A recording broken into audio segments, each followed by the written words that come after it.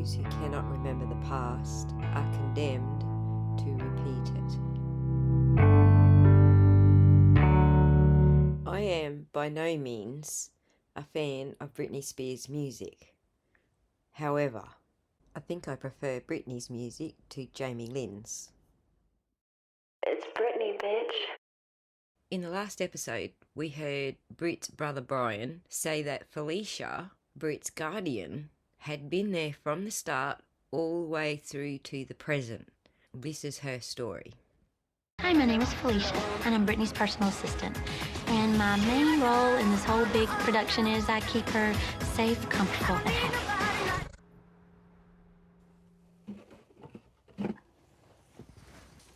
Okay. These are letters to me from the fans. So if I got this many, you can imagine, the ones that Britney got would fill up the entire room.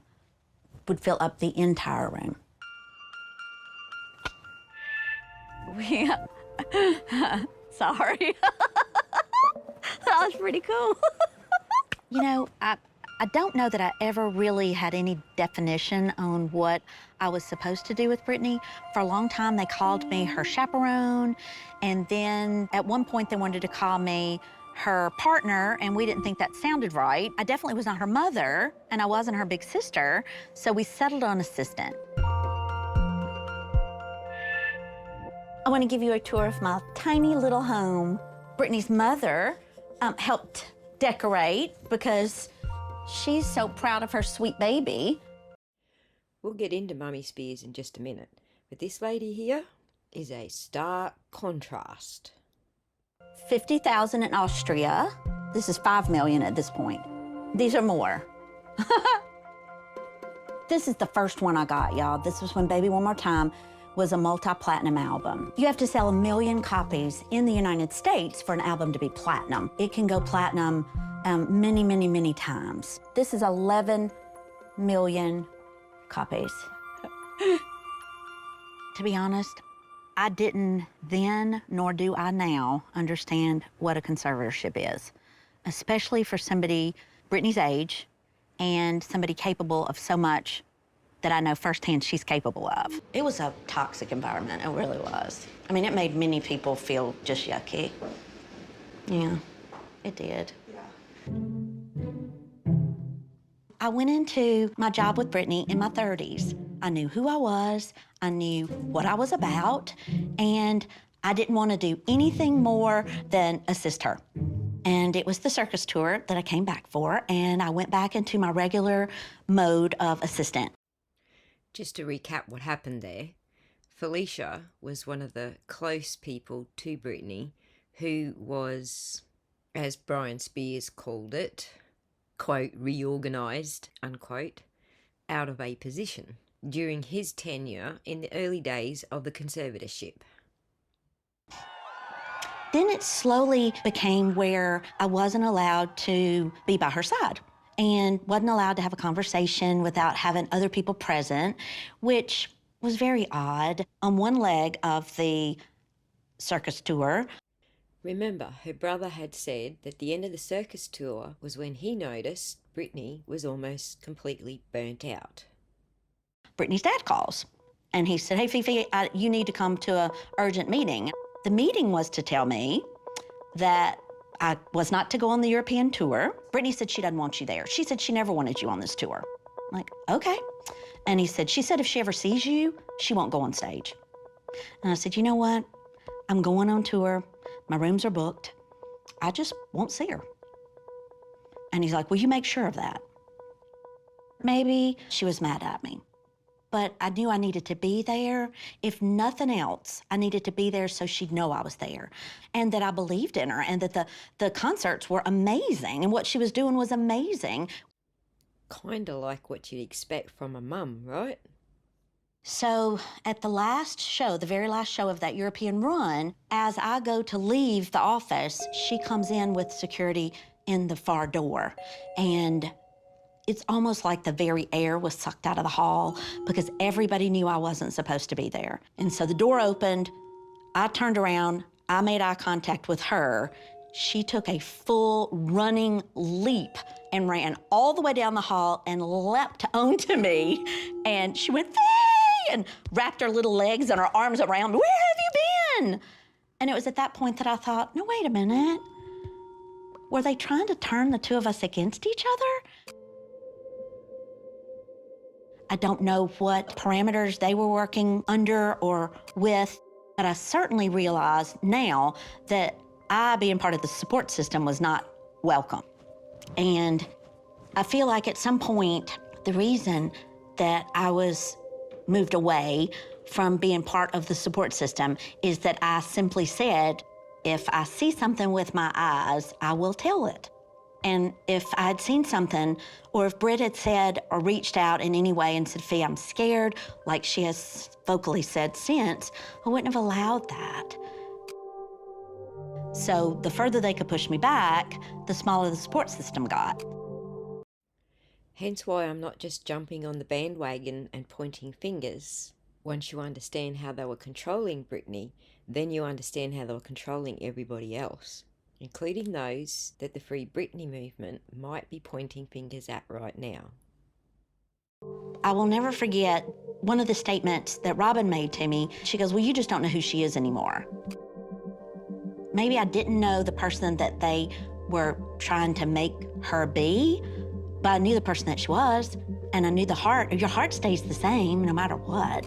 So my heart and her heart are very old friends.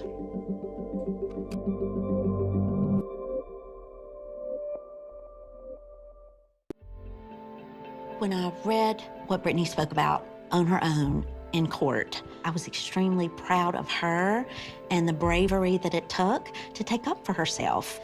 Once Britney started telling her story, I felt like there were going to be many people and many memories that would need to be talked about to put all the puzzle pieces together and make the truth of the story come out. There was one other person who worked alongside of Felicia, who also witnessed various things that Felicia talks about. I've never spoken about what we witnessed. You know, we signed those NDAs, and it has been hard to come forward knowing there are people in her management that could stop me from making a living. But this is important. This is a human life that's been tortured. It is really scary, the lengths that they went to keep people quiet. Well, and I don't think we've realized it almost till now, because it was always go, go, go. Yeah. And so now when you start talking about it and your heart starts fluttering and you get heavy, you think, what is this? What is this feeling? You will feel lighter after you talk about it, after you get it out. Yeah. I take care of Britney's wardrobe for her and the concerts. We're introducing a new number tonight, Mannequin. Britney has designed all of the clothes. I have worked with 6 or 7 other A-class artists, and she is always my favorite to work with. She's the most polite human being, you know, to work for, but to also be with.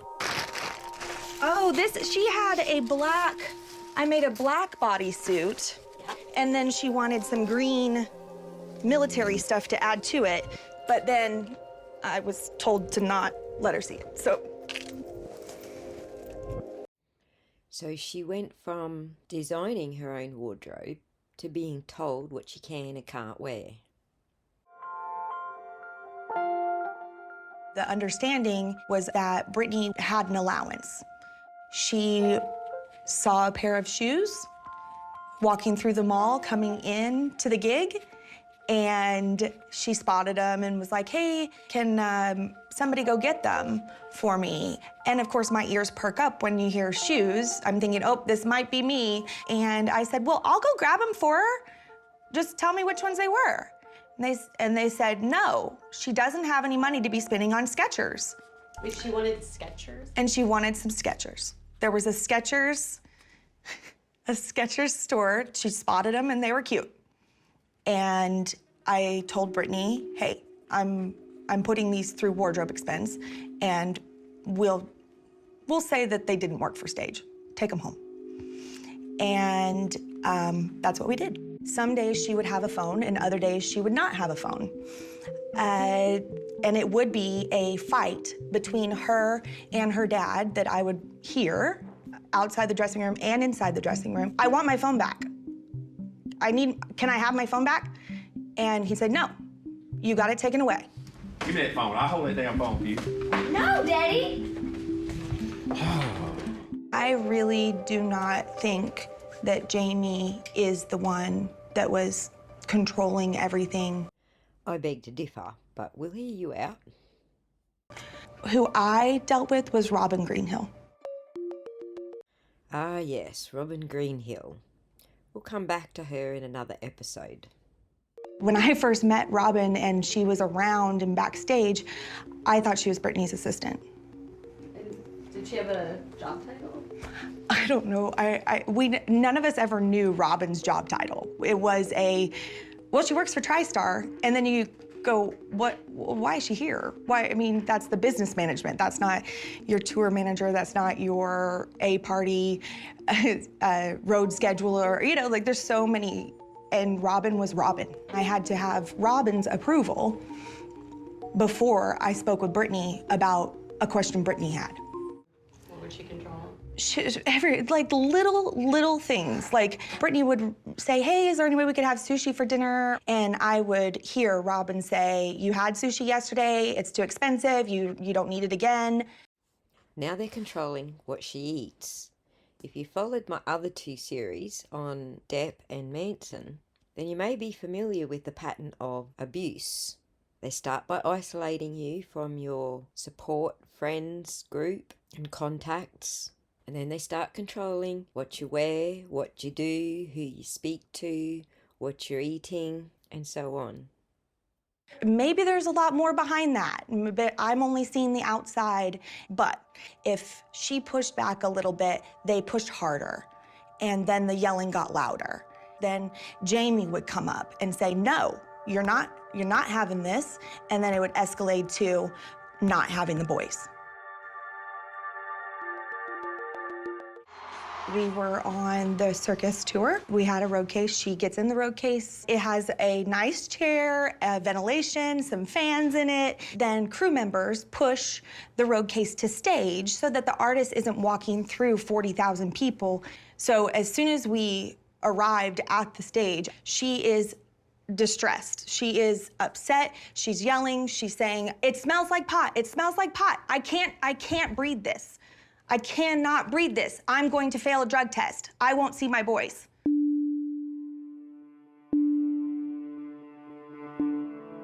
And she bolted. I took off after her. She was running, trying to get back to her dressing room. Was she crying? Oh, she was very much crying. She was crying, she was screaming. And then I'm crying, you know, like I was crying in this moment as well. I grabbed her and said, we are not making it. We have to go back under stage. The level of how she was scared really opened my eyes. We get back under the stage and I am asked to leave the quick change. And they go in there with her. Whatever happens, she's crying, and show goes on. It's Britney, bitch. Remember, we were told over and over and over by the press that the conservatorship is something that Britney wanted. More and more people are coming forward to inform us that as far back as 2008 and 2009, Britney was opposed to the conservatorship. How did you become her assistant then? You know, I just got a phone call end of February '07, and she called and just wanted to hang out and stuff, and kind of like one thing led to the next, and we were hanging out a lot, and I ended up living with her, and you know, she didn't have an assistant at that time, and so it just kind of made sense since I was living there and stuff just to just work for her and help her out with some things that she needed help with. You were an assistant though with her during a very turbulent, crazy time. Yes.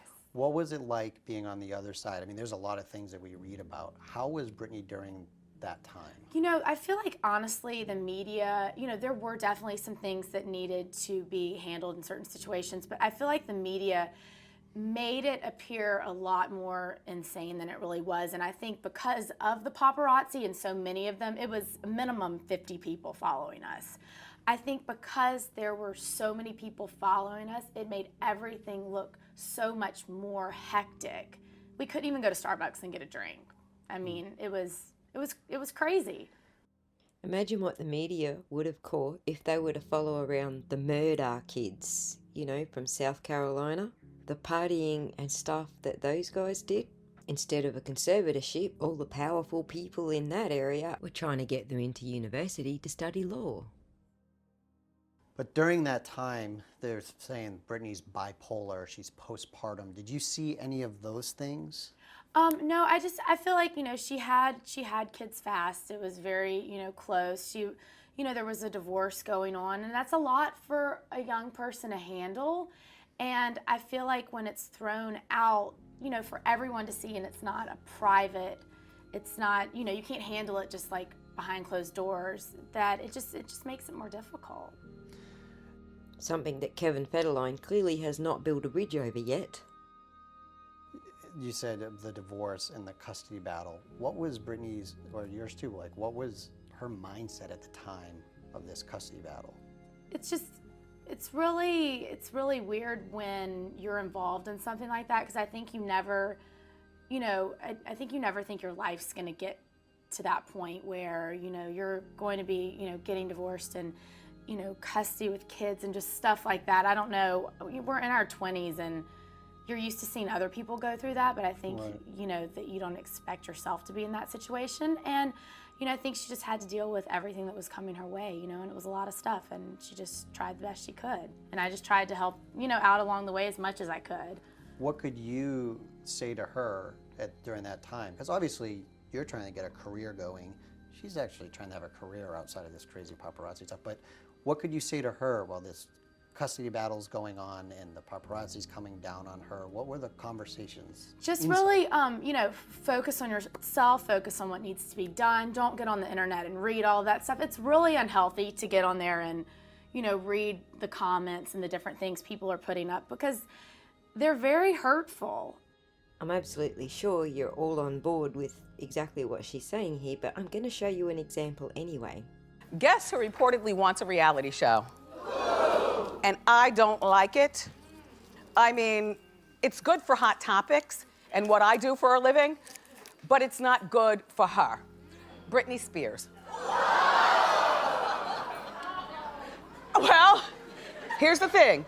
Now, you know, Britney's in Vegas, and her residency has just been extended for 2 more years. She's got her boys. One is now 10, and the other is 8. And the boys, you know, the boys are able to live a relatively private life. You know, she doesn't have them out on the red carpet and things like that. And they're going through this is probably a very pivotal, difficult time for them, especially because now they can get on the Googler and see what their mom is going through on account of stabbing that car with a bald head with an umbrella. Yeah. Well, maybe the 8-year-old doesn't know, but the 10-year-old certainly does have kids around him who remind him, oh, you know, your mom is, you know, this, or your mom is that. And I think that Kevin Federline, their father, her ex-man, he's gone on and lives a relatively private life as well. That, incidentally, was a Team Con brain fart that they were thinking were going to make it all seem so rosy inside the conservatorship. And, you know, it's just, you have to kind of zone out of reading all of that and paying attention to it and just worry about, you know, yourself and what the people around you think about you that really know you. So I just told her, you know, just to focus on that. And, you know, obviously kids were the main priority, you know, getting everything in line personally. And then it was, okay, jump back into the studio and everything like that. It's just, it was kind of, you know, baby steps just to get everything lined back up. Where were you the night that she barricaded herself in a room and shipped off to the hospital? I was in New York. I had just landed. I had something that I was doing with Us Weekly, and I had a lot of friends from home meeting me out here. So literally, I didn't know until I turned on the TV also. Did you talk to her that night? No, I didn't. I was actually going to come home, and they said, just, I was only here for 3 days. So they said, just finish your trip and come back on Sunday because, you know, she can't have visitors or anything until then anyway. So I stayed here, and then I just, you know, I went back home and visited her and, you know, just tried to be a good friend. What was her mindset behind all these things that we see? When you talk to her, you know, she's postpartum, she's going crazy. To the public, everyone's like, she's losing her mind. No, I mean, when you were sitting down and talking to her on an everyday basis, it wasn't like that at all. I mean, you know, I think when it came to that actual event that happened, it was a mom just being protective of a mom and didn't want her kids to leave, you know? I mean, it's weird when you have kids 3 days a week and you're used to having them all day, every day and taking care of them. She's a very, very hands-on mom. And so she'd like to do everything herself, you know? And so I think it was hard for her, you know, when she had to like let them go and stuff like that. And people took it as, you know, she was being extreme. I mean, honestly, I'd probably do the same thing, but nobody would know about it because nobody else would be in my business of all that kind of stuff, you know? Right. You did visit her the second time when she went to UCLA. Yeah. How was she then in the hospital as you were bringing her? Fine. Honestly, fine. So the outside's like she's going nuts. I feel like because, and I feel like this with everything LA-wise, with the paparazzi and stuff, people didn't understand why we were going places, why we were going shopping, why we were going out to eat. And it doesn't matter how big your house is. If you feel like you can't leave a place and you're confined, I mean, we're young. There's nothing wrong with us going out to eat. We're not going out for attention. We're going out because we want to go out to a restaurant, you know? And I just feel like that, you know, people didn't understand that. Right. I don't know. No, I mean, you say things, you're saying things right, and I thank you for it very well. When Britney lost custody of the kids, and prior to that, when that was all going on, did you, being with Britney, see anything that it made sense to you? Britney should lose custody of her kids. No, I don't. I think that was a really, really harsh step. I feel like just with everything going on, that it kind of gave certain, you know, people the advantage to be able to go in and do something about that and get more custody, that kind of thing, just because everything did seem so, you know, out of hand in a way. And like I said, I'm not saying that just like certain things didn't need to, you know, be taken care of and focused on and that kind of thing. But I do think it was just, it looked a lot worse than it was. Right. Talking to her. I mean, I lived there. I wouldn't have been in the situation where, I mean, I didn't look stressed every day walking around, you know? Right. Like inside, talking to her, this whole crazy thing's going on, the publicity that everybody's... And we're inside, like, you know, cooking dinner and, you know, sitting out by the pool and painting our fingernails and having, you know, just being girls, being friends, just talking about stuff. The public perception then, as you're saying, it was public perception how crazy and that maybe Britney was having some issues. Inside, you didn't see anything at all that made sense to you, like, boy, Britney is having some real issues here and she needs help. I think that, like I said, I think that, you know, when you have kids that close together and when you're going through different things, you know, I think everybody has a different way of handling stuff. And like I said, I just feel like because hers was thrown out in front of everyone, that all of these different opinions were coming in and all of these judgments were coming in. And, you know, you get on the computer and you're looking at that when you shouldn't, but you're curious what people are saying. And you're having people follow you all day long to where you feel like you can't do anything and get away or, you know, have any really peace of mind. We couldn't even lay out in the backyard without paparazzi rolling down the hill into the fence. Wow. You know, so I think that starts just kind of getting to you, and if you throw it to the side too much and don't break it down really on a daily basis, it just builds up and it gets to be kind of too much to where then you have to sit back and handle it all like she's done the last year and really worked through it all and back on stage and, you know, back with the kids all the time and that kind of thing, you know? It's interesting then because you're sort of, in other words, you're saying that inside Britney and Britney's camp and your friendship, it was okay, but it was actually the multiplication of the paparazzi of it getting hotter and hotter and things are getting crazier and crazier that maybe put her it builds in that up and spot. then it just builds up, you know, and you're focusing on other stuff when, you know, because you shouldn't have to worry about all the paparazzi and stuff adding a whole, you know, other level to things. So if you don't just stop and deal with it all right then, I think it definitely gets to a point where it, Like when she was in, you guys are driving around shop, I was reading all the past articles. When you guys are driving around and shopping and to the outside world, it was like Britney's losing it. yeah, and we want attention and we're leaving the house because, you know, we want to get pictures taken. My favorite thing to do to this day, and since I could drive, was get in the car, turn on some music, just ride around, like ride down PCH, just, you know, just clear your head. And I remember one day she did that, poor thing, and it was like in a magazine of the map. It was like a map of where she went, and it looked like she was just going back and forth and all over and didn't know where she was going. Right. And we were just riding around trying to Enjoy just kind yourself. of enjoy ourselves and like decompress. Was she getting more and more stressed at the time? Like, was it evident though in your conversations, like things were getting out of control for her? It was just the fact that, you know, we both felt like we couldn't leave and go anywhere or do anything. We couldn't even go on vacation. Like, even if we thought we got somewhere and nobody knew where we were, from like covering up the tail number or whatever on the plane, they were always there right when we got there. I mean, Right. When, like, to the point where she did barricade herself in a room and try and there was kids, at that point, Dude, that was years and years ago. Let it fucking go, mate.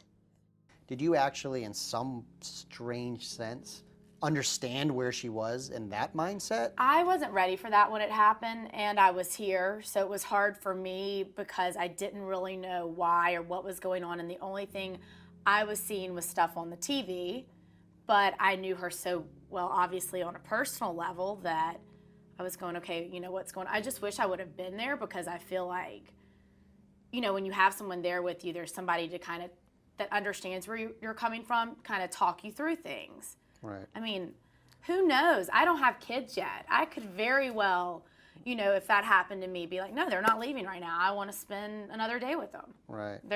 It's my baby. When did you first talk to her after that night? When I got back in town and went to see her. And how was she then? Like, what did She was just like, I just wasn't ready for them, you know, to go home. And I was like, that's understandable. When certain things like that happened, I honestly, and it was in the past, like I wasn't there during certain events that, you know, happened in January, February, that kind of thing, before I was working with her. And so I'd never brought those up. I'm not a nosy person. If you want to tell me, you know, why you did something or why you're thinking something or, you know, why something happened, then I'm all ears and I'll definitely be there for anybody. But I don't believe in prying and just, you know, asking stuff about things that happened in the past when I, you know, wasn't around. How much would you say that you being an assistant with Britney is helping where you are now musically? Here's a better question. How much would you say that obsessing about Britney's breakdown over a divorce and losing her kids made you who you are today? I think it's a double-edged sword, honestly. I think it's great in the aspect of, you know, people want to do, say, magazine shoots and that types of things, and you get to go to really cool events and stuff like that. But when it comes to the music, I feel like you have to work really hard to prove yourself because, you know, in my case, everybody just figured, oh, I lived with her for a year, so looks like it's fun to be a pop star. You know, I started singing when I was really little. Now, this is a question that's been up in the air in the paparazzi, so, or in the, not even paparazzi, I'm sorry, this question's been up in the air in the press, so I'll just ask you point blank. Okay. Were you fired as her assistant? No. Or did Britney say, go make music? She was like, go, I still lived with her after I wasn't working with her. And we were still best friends. She was just like, you need to go work on your own stuff. I'm gonna be your assistant for the day. I'm gonna come bring you Starbucks. You know, I mean, she's a sweetheart. She's honestly one of the sweetest girls ever. She has a great heart. She's very giving and she wants everybody to succeed. She's not, I mean, she's, you know, Right. Britney Spears career-wise. I mean, come on, she's not worried about, Right. you know, me doing something that I love. She wants that. You can almost see the disappointment on his face that there was no scoop in that question. What about the reports that her dad said, you can't come around anymore or you're going to have to deal with Britney's lawyers? Yeah, he definitely said that. And I don't have a problem with people knowing that. I don't want people to think that she and I got in a fight and that's why I'm not hanging out with her. They're very controlling and that's fine. And I just step back, and when things, even out a little more and she's able to give me a call, I look forward to the day that I can sit down and catch up with her. But it actually, between those two statements, then it sounds like it's a real separation between your relationship with what Britney said and what Britney's dad in the camp says. I think that, I think that she definitely wasn't up for the fact that she was losing certain control on a lot of different aspects of her life because of her age and everything. And I think that they didn't want any, they've pretty much cut out everyone, honestly. There are a few people around her that work for her, and that's the extent of it, other than her immediate family. And I think they were just trying to keep everyone out that, possibly that she would reach out to, maybe to help change the situation. So, but when that statement was made, I was like, this is way over my head, and I just couldn't deal with it. So I just took a step back. Smart. I mean, Right. I'm not gonna fight 9 lawyers and parents. So, by 2009, Daddy Spears has terrorised all 3 girls, Britney, her sister, and her cousin. She can call me in a little while and then we'll hang out again. Do you think that Britney had any part in that statement, in any part in when you're talking about the family and No, everyone cutting her I out? don't at all. I know she didn't, honestly, so. And what do you think in her comeback now? What is her awareness, do you think, of the situation around her, that her dad is saying you can't come back in? And do you think she's aware of all this? She knew that was going on at the time, absolutely, and but I think she just realized that, okay, this is how it is right now. I need to focus on certain things, and that's what I'm going to do. And I think she's, doing it for herself. Her career is back up at the top. Her relationship with her kids seems wonderful. And I think that, it just comes to a point where you get tired of just fighting things all the time. And so maybe you just sit back and you just kind of deal with what has been really, laid in front of you, and you just do it. Just do it and live life. I'm so done with these reporters and their dumb fucking questions. Let's move on. It's Britney, bitch.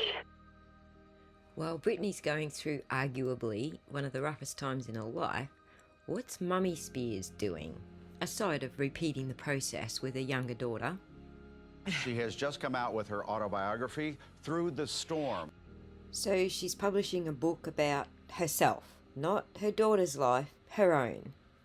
You know what? I think people kind of have this perspective that I was like the stage mom, that I was pushing my daughters to do what they did. What are you saying, Lynn? That you had no control whatsoever over what ages were they? Both 10 when they started showbiz?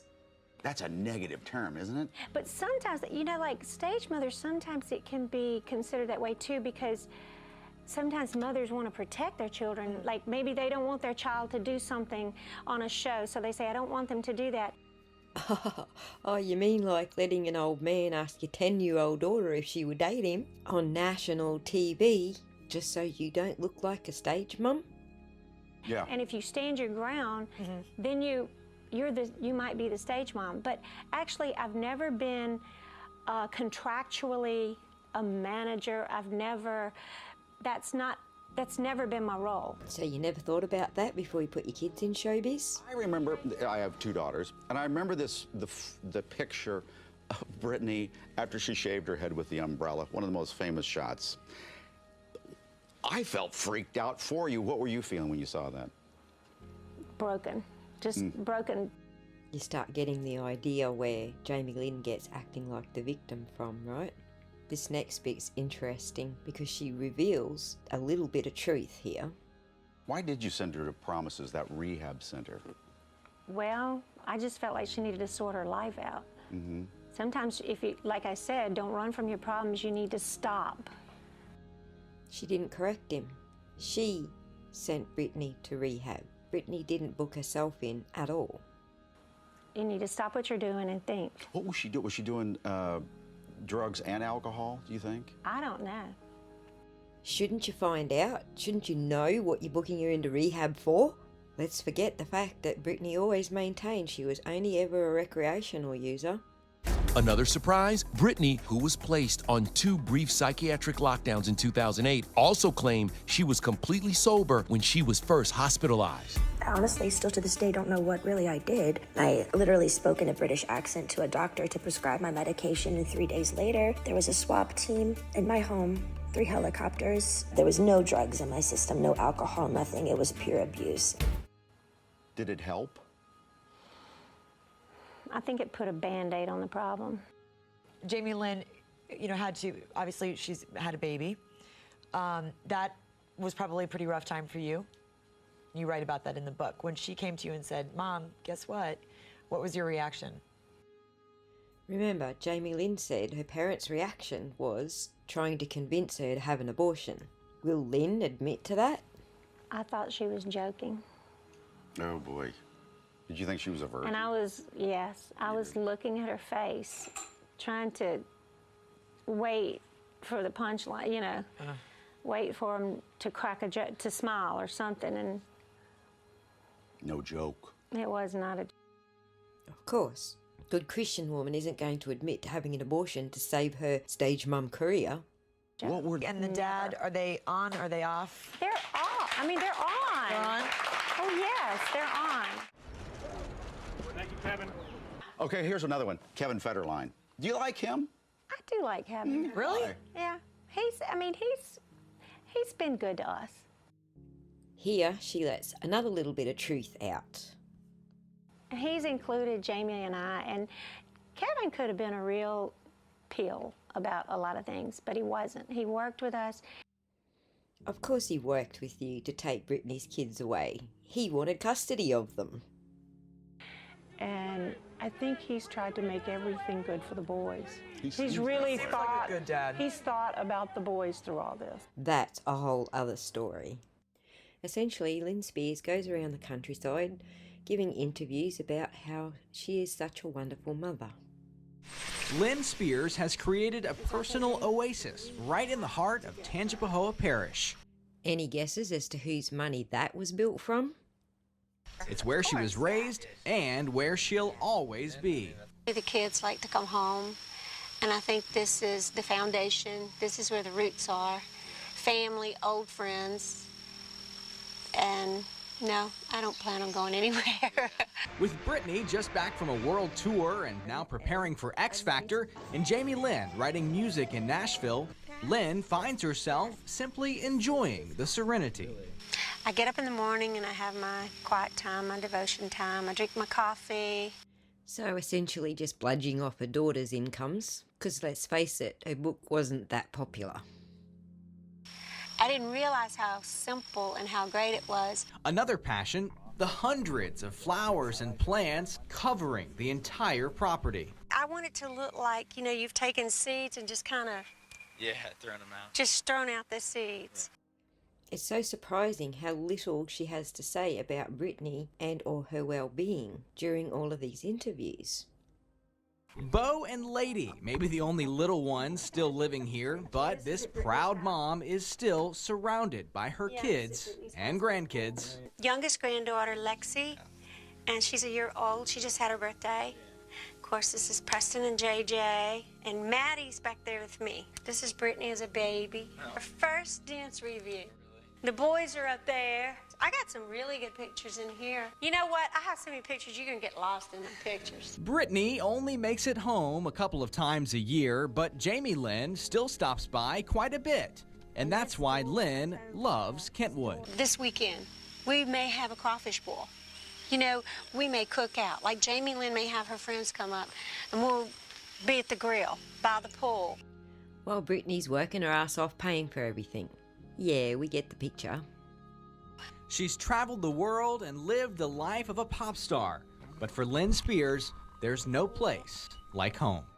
New turmoil for Britney Spears. Her father, Jamie Spears, appeared in court today, and at the same time, her mom, Lynn Spears, took legal steps demanding a bigger role in their troubled daughter's life. So it's 2019 before Lynn Spears decides it's time to act, right when Kevin Federline took a restraining order out against Jamie Spears over an incident that happened between him and Britney's kids.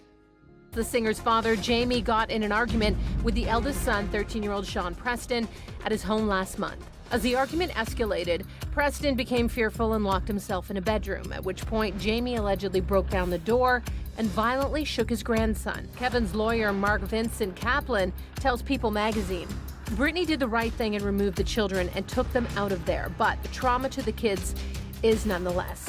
A source at Us Weekly adds Preston was not physically injured, but very scared and shaken up. That was enough for Kevin to seek a restraining order on behalf of both his sons with Britney. According to Us Weekly, Jamie cannot come near Preston or near 12-year-old Jaden for 3 years. But days later, Kevin was back in court, this time to formally adjust his custody arrangement with the pop star. Though they had split physical custody 50-50 for years, People confirms the boys are now with their father 90% of the time, and visits with their mom must be supervised. An investigation into the conservatorship has been ongoing since May, but the blast reports the incident with Preston will now be front and center in the case, and Jamie could be removed as his famous daughter's legal caretaker. So Britney's mom saw the perfect opportunity to step in Jamie's stead. Jamie appeared in court today with his attorney. At the moment, Jamie is currently in charge of all of Britney's legal affairs.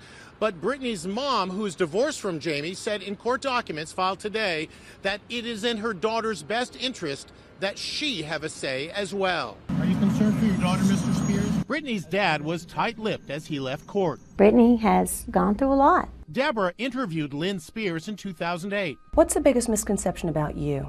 I'm a stage mom. Pulling the strings, the puppeteer. The misconception is the one that I have pushed and pulled and, you know, brought my children here. Over the weekend, Britney posted video of herself doing yoga, a well-known technique for dealing with stress. But despite the impression she's at peace, today's legal moves are signaling lots of drama behind the scenes. Is there a lesson that you would share from the experiences of Lynn Spears? Know who your friends are. Go with your gut instincts. Oh, you mean like putting your daughter in rehab without actually checking first that she actually had a problem to rehab from? It's Britney, bitch. Britney's father is a hard one to cover because he literally hasn't given any interviews, not before the conservatorship nor after it, except for this one interview for Jamie Lynn's documentary, where he tries to paint himself as the ever-doting, wonderful father, of course. When Jamie Lynn was young, Jamie Lynn was horrible. Britney was like her second mother. She agitated everybody to death. She was loud, and she was bad. I'm in Nashville with Jamie Lynn probably 50% of the time. I do split between her and Britney. Britney has a lot of people around her, but Jamie Lynn is just Jamie Lynn, so it's just really just to be a companion where she don't have to be by herself. I don't have the best past in the world. I got a pretty well checkered past, but you know, Jamie Lynn and Britney and Brian, when they were children, I just didn't have the same mentality that I do now. Which makes you wonder how the courts decided that you were the perfect candidate to be the conservator. Of being able to look at the grandchildren and, you know, want to be the, you know, best grandfather that I can be. Or scaring them out of their wits and tearing the door off its hinges. She's no different than her oldest sister. They get very, very nervous, both of them. And I know Jamie Lynn had a lot on her mind what was going on at the Opry. But I just wanted to give her a little more encouragement, so I added a little spice to the pie. I think she has no idea. I just hope we don't make her too upset. I know! I'm just worried about her reaction. I don't want her to start crying and then we're all like, ah. Okay, I wish that my brother and sister could be here because they got to hear the song, and it'd be so nice to have them here to comfort me, but also to hear me sing it live for the first time. Jamie Lynn Spears is here tonight. You know that. She's in your program. What you may not know is that, because she doesn't know this, that somebody very special wanted to come introduce her tonight to you here in this packed Grand Ole Opry House. Would you welcome her brother and sister, Britney and Brian Spears. No, isn't he so sweet? He let Britney out of her cage for the night.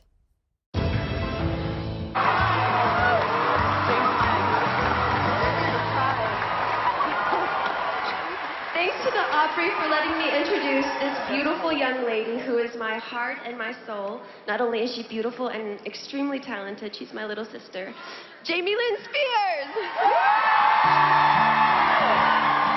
The minute I saw both of them, I mean, I couldn't believe what I saw.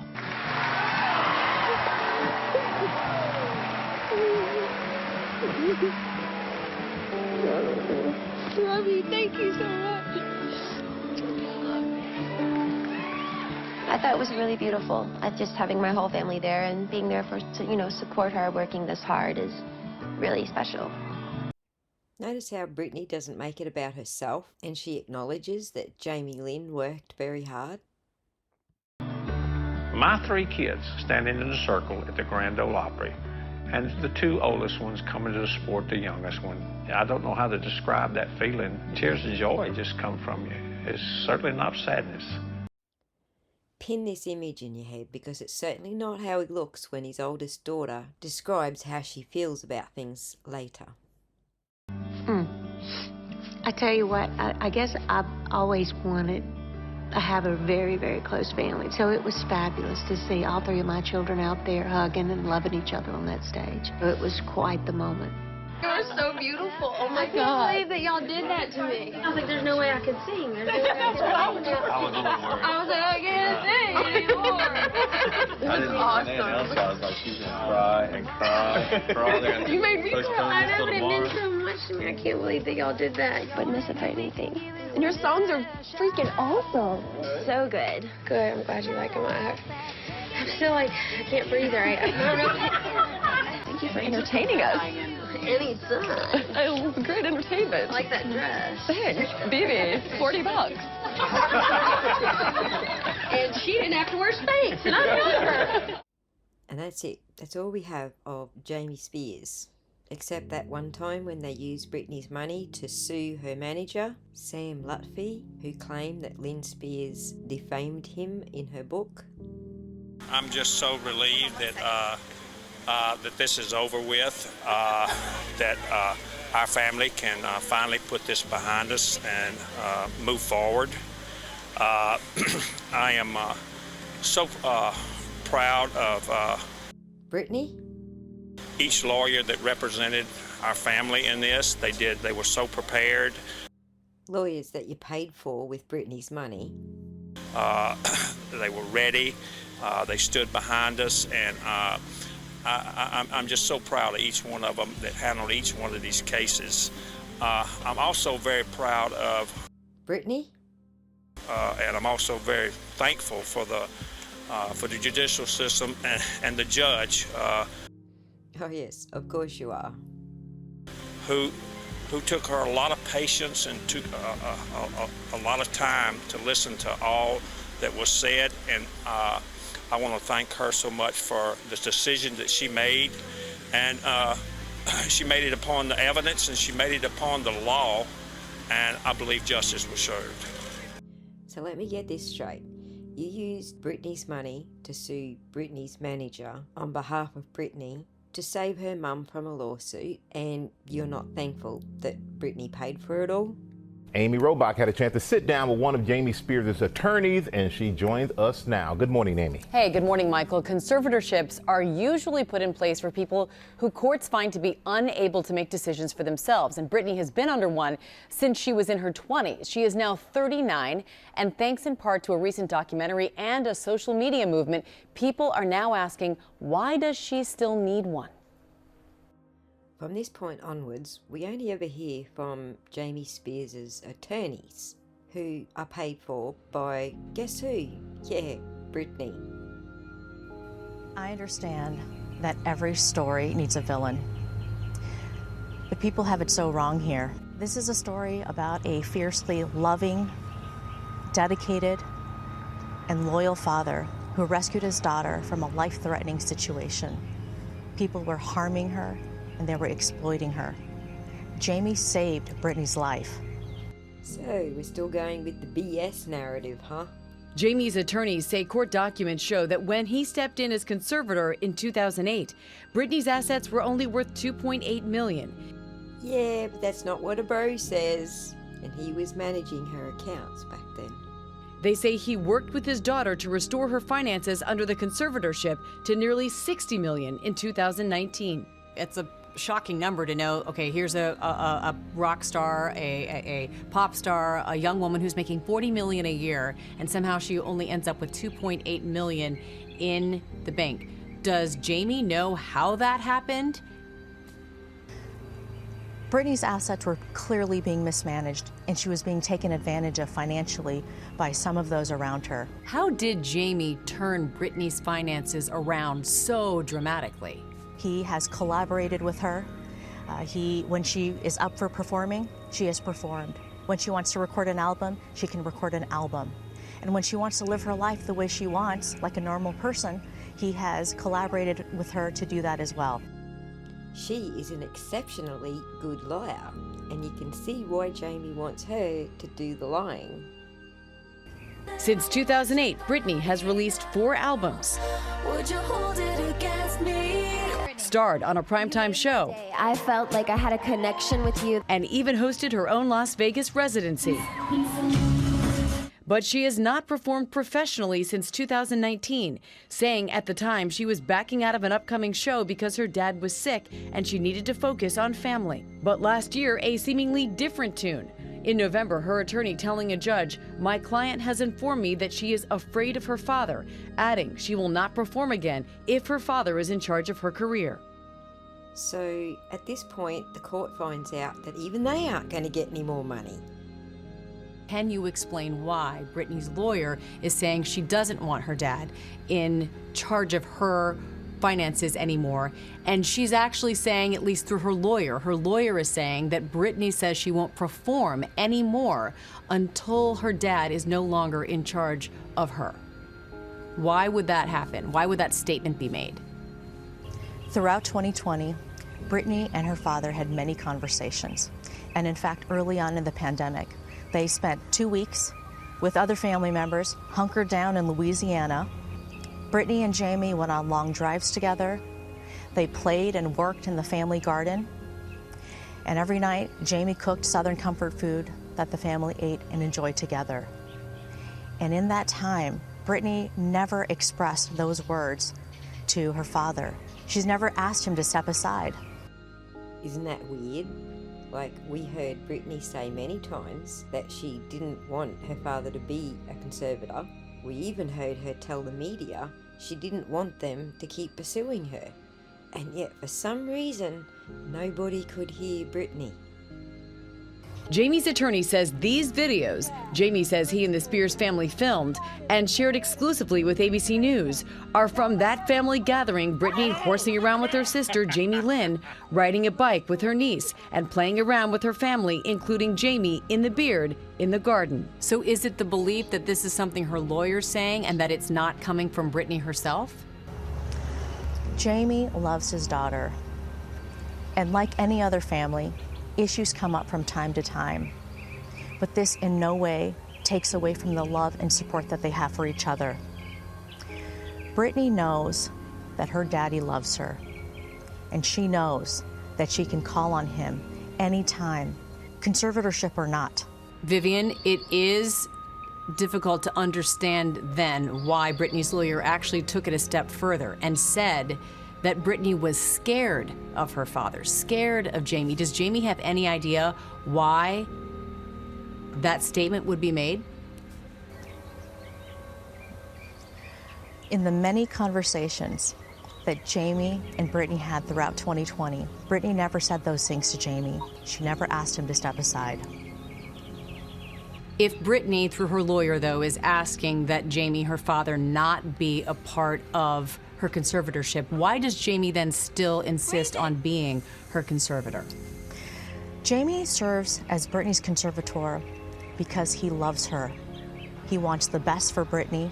Hey, hey, whoa, whoa, the conservatorship has got to go. What do you make of the Free Britney movement?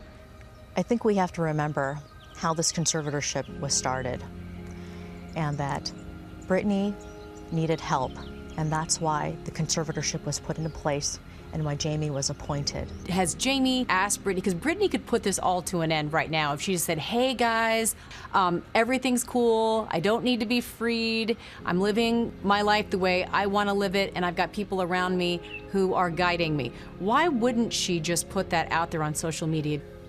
You'll have to ask Britney. And ask Britney they did. But before we go into that... It's Britney, bitch.